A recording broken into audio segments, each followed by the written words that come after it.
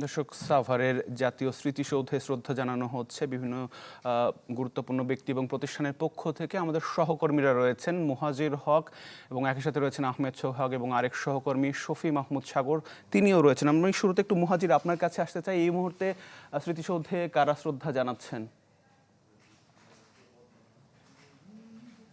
আতিক, সকাল থেকেই প্রধানমন্ত্রী এবং রাষ্ট্রপতির শ্রদ্ধা জানানোর পর যখন সর্বসাধারণের জন্য এই স্মৃতির মিনার উন্মুক্ত করে দেওয়া হলো, স্মৃতিসৌধে সবাই আসা শুরু করলেন এবং আমরাও কিন্তু দেখতে পেয়েছি যে এখানে সব ধরনের মানুষের, নানান মতের, নানান পথের মানুষের এক উপস্থিতি, এবং যে উপস্থিতি আসলে জানান দেয় দিন শেষে বাংলাদেশের যেদিন থেকে আসলে বাংলাদেশ যে শব্দটা, যে দেশটা আমরা আসলে পাই, সে দিনটা 26শে মার্চ। এবং আপনারা দেখতে পাচ্ছেন যে এই সকালবেলায় এখানে সাভারের যে স্মৃতিসৌধ প্রাঙ্গণ রয়েছে, সেখানে একে একে বিভিন্ন দল, বিভিন্ন সংগঠনের পক্ষ থেকে তারা আসছেন। আমরা বাইরেও দেখতে পেয়েছিলাম এবার এর মাঝে জামাতে ইসলামী, তারা এর আগে সেরকমভাবে স্মৃতিসৌধ তারা আসতো না বা এরকম শুভেচ্ছা জানানো থেকে তারা বিরত থাকলেও এবার তারা বিরোধী দলের ভূমিকা এবং সেই জায়গা থেকে তাদের নেতাকর্মীদেরও আমরা একটা উপস্থিতি বেশ দেখতে পেয়েছি। তারা বাইরে ছিলেন অনেকেই, তারা এসেছেন, শ্রদ্ধা জানিয়েছেন। দলের তরফ থেকে বিরোধী দলীয় নেতা এবং বিরোধী দলীয় যে হুইপ রয়েছেন নাহিদ ইসলাম, তিনিও এসেছেন, শ্রদ্ধা জানিয়েছেন। এবং আমরা যদি সর্বসাধারণের কথা বলি একটু আতিক, যে এখানে যারা আসছেন তাদের কিন্তু ঘুরে ফিরে যে আহ্বানটা, এবার যে নতুন বাংলাদেশের আহ্বান সবসময় তারা করে আসছিলেন, এর পাশাপাশি একটা নিরাপদ বাংলাদেশের কথাও কিন্তু তারা বলছেন। আপনি জানেন যে এই স্বাধীনতার এই 55 বছরে এসে বাংলাদেশের অনেক পাওয়া না পাওয়ার গল্প থাকতে পারে, কিন্তু এর মাঝে সবশেষ যে দুর্ঘটনাগুলি ঘটলো এবারের ঈদ যাত্রা থেকে শুরু করে, এসব কিছুর আসলে এই সরকারকে এটার হাল ধরতে হবে বলে মনে করছেন অনেকেই। এখানে যারা আসছেন, বিশেষ করে এখানে যারা শ্রদ্ধা জানাতে আসছেন, এর বেশিরভাগ অংশই এখন শিক্ষার্থীরা কিংবা তারা একেবারেই সাধারণ মানুষ, তারা এখানে শ্রদ্ধা জানাতে আসছেন। এবং এর পাশাপাশি যে রাজনৈতিক দলের তরফ থেকে, বিশেষ করে বিএনপি এবং জামাত এবং এর পাশাপাশি যে দলগুলো রয়েছে, তাদের তরফ থেকেও আমরা দেখতে পেয়েছি যে বার্তাগুলো ঠিক একই ধরনের। তারা নতুন বাংলাদেশের কথা বলছেন ঘুরে ফিরে, এবং তারা স্বপ্ন দেখছেন যে এই বাংলাদেশ আবার যে ঘুরে দাঁড়ানোর যে প্রত্যয়, সেই বিষয়টা থাকবে।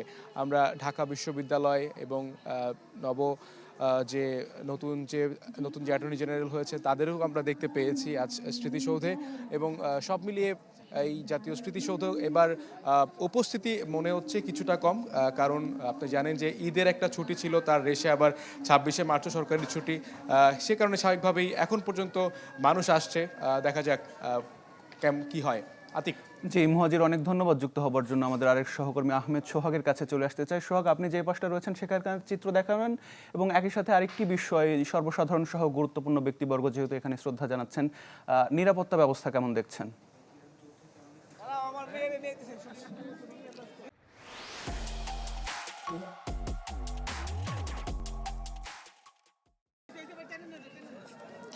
আতিক, আমি স্মৃতিসৌধের পাদদেশে যেখানে আসলে শ্রদ্ধা নিবেদন করছেন, আমরা সেই বেদিতে আছি। যখনই রাষ্ট্রপতি এবং প্রধানমন্ত্রী এখান থেকে শ্রদ্ধা নিবেদন শেষ করে বের হয়ে গিয়েছেন, সর্বসাধারণের জন্য যখনই থেকেই এই বেদি উন্মুক্ত করে দেওয়া হয়েছে। ইতিমধ্যে আমরা দেখেছি যে 3 বাহিনীর প্রধান, পাশাপাশি বাংলাদেশ পুলিশ প্রধান, এছাড়াও বিভিন্ন সামাজিক সংগঠন। আমরা কিছুক্ষণ আগে দেখেছি ঢাকা বিশ্ববিদ্যালয়ের ভিসি যিনি এখানে এসেছিলেন এবং শ্রদ্ধা নিবেদন করেছেন। বিভিন্ন রাজনৈতিক সংগঠন, বিএনপির বিভিন্ন অঙ্গ সংগঠন, ঢাকা বিশ্ববিদ্যালয়ের বিভিন্ন হল, এছাড়াও আমরা দেখেছি 7 কলেজ নিয়ে সেন্ট্রাল ইউনিভার্সিটি যে গঠিত হয়েছিল, সেই সেন্ট্রাল ইউনিভার্সিটির পক্ষ থেকে, এছাড়াও বিভিন্ন জেলা প্রশাসকের পক্ষ থেকে কিন্তু এখানে শ্রদ্ধা নিবেদন করছেন। অর্থাৎ যখন থেকে এই বেদি উন্মুক্ত করে দেওয়া হয়েছে সর্বসাধারণের জন্য, তখন থেকেই বিভিন্ন সামাজিক সংগঠন, বিভিন্ন প্রতিষ্ঠান, রাষ্ট্রীয় এবং বেসরকারি প্রতিষ্ঠান, স্বায়ত্তশাসিত প্রতিষ্ঠানগুলো, এই সমস্ত প্রতিষ্ঠানগুলো কিন্তু একে একে এসে এখানে আসলে শ্রদ্ধা নিবেদন করছেন। আমরা এখনো পর্যন্ত ওইরকমভাবে সাধারণ মানুষ বলতে আমরা যাদেরকে বুঝি তাদের কিন্তু খুব বেশি সমাগম এখন আমরা এখানে দেখছি না। তবে বাহিরে আমরা দেখেছি অনেক মানুষ এখনো দাঁড়িয়ে আছে, তারা শ্রদ্ধা নিবেদনের জন্য অপেক্ষা করছেন।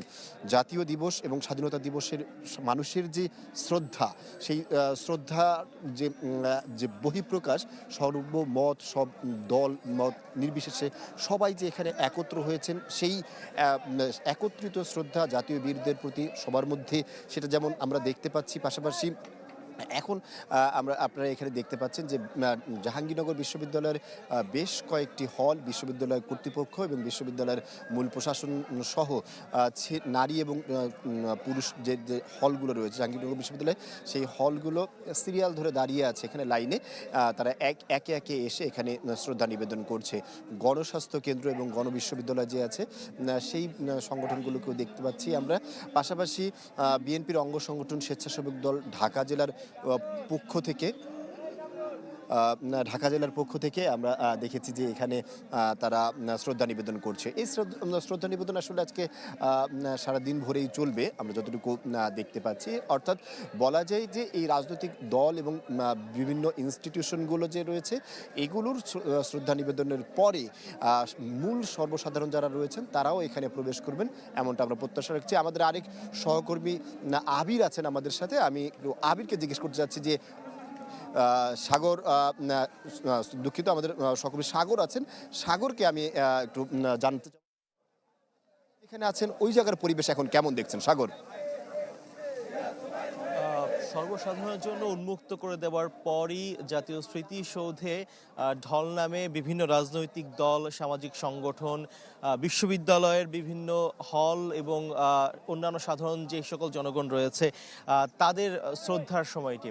এবং আমরা দেখতে পাচ্ছি যে এই মুহূর্তে জাহাঙ্গীরনগর বিশ্ববিদ্যালয়, ঢাকা বিশ্ববিদ্যালয় সহ বাংলাদেশের বেশ কিছু বিশ্ববিদ্যালয়ের যে সকল হল রয়েছে সেই সকল হলের কর্মচারী, কর্মকর্তা এবং আবাসিক শিক্ষার্থী সহ সেই হলের শিক্ষকরা তারাও এখানে এসেছেন এবং তারা এখানে এসে জাতির শ্রেষ্ঠ সন্তানদের প্রতি শ্রদ্ধা জানাচ্ছেন।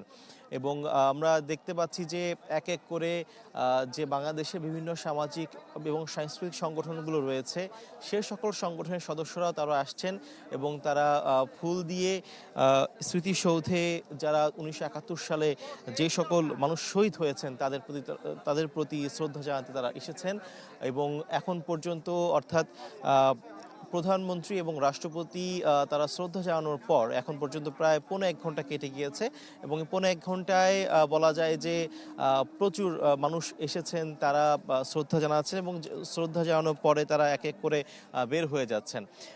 এবং সবার আসলে কণ্ঠে একই রকম বক্তব্য, একই রকম কথা, সেটি হচ্ছে যে স্বাধীনতার 56 বছর অতিক্রান্ত হচ্ছে, তারপরও বাংলাদেশের মানুষের যে সকল অধিকার বা দাবি দেওয়া ছিল নাগরিক হিসেবে সেগুলো হয়তো আদায় হয়নি, কিন্তু 24-এর অভ্যুত্থানের পর এবং একটি নির্বাচিত সরকার আসার পর এই সকল অধিকার এবং দাবি দেওয়া সেগুলো আসলে এখন আদায় করা কিংবা সেগুলো প্রতিষ্ঠা পাওয়ার আসলে উপযুক্ত সময় এবং সে অনুযায়ী সবাই কাজ করতে ইচ্ছুক।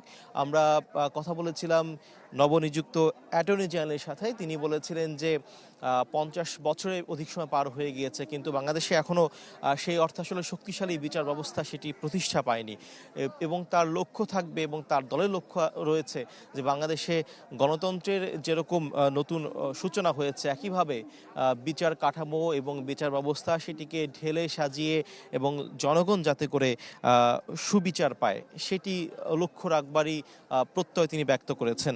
একই সাথে তিনি বলেছেন যে জুলাই অভ্যুত্থানের মধ্য দিয়ে গণতান্ত্রিক সরকার প্রতিষ্ঠা পেয়েছে সেই জুলাইয়ের আকাঙ্ক্ষা চেতনা সেগুলো একই সাথে এই 71-এর স্বাধীনতার চেতনার সাথে মিল রেখে সেগুলো বাস্তবায়নের কথাও তিনি জানিয়েছেন।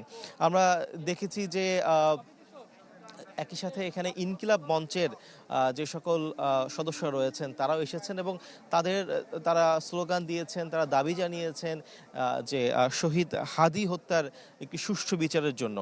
তো এর পাশাপাশি আমরা দেখতে পাচ্ছি যে এই মুহূর্তে ঢাকা বিশ্ববিদ্যালয়ের রোকেয়া হলের যারা রয়েছেন রোকেয়া হল থেকে তারা এসেছেন, তারা শ্রদ্ধা জানাচ্ছেন। অর্থাৎ এক এক করে বিভিন্ন সামাজিক সাংস্কৃতিক সংগঠন এবং সাধারণ মানুষ তারা এসে শ্রদ্ধা জানাচ্ছেন। তো এই ছিল স্মৃতিসৌধ থেকে শ্রদ্ধা জানানোর সর্বশেষ খবর।